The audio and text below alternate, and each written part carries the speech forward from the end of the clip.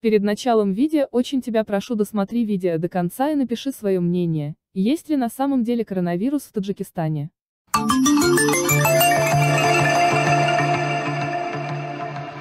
В больнице в Душанбе сегодня от пневмонии умерли сразу 4 человека.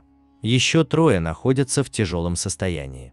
Сегодня, 22 апреля, в городском центре здоровья номер 1, Первый Советский, Душанбе, скончались сразу 4 пациентов от пневмонии.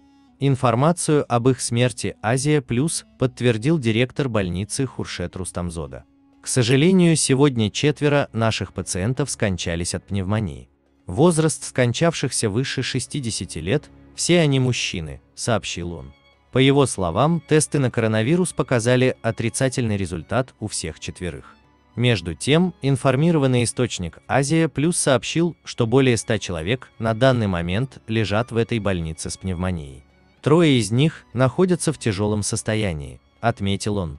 Напомним, что замминистра здравоохранения и социальной защиты Таджикистана Шодихан Джамшед на заседании штаба по профилактике коронавируса сказал, что из-за неблагоприятных погодных условий в последние дни резко увеличилось количество заболеваний дыхательных путей, в том числе пневмонии.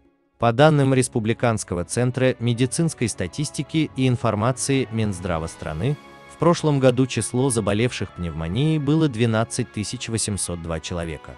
Сколько из них умерли, не сообщалось.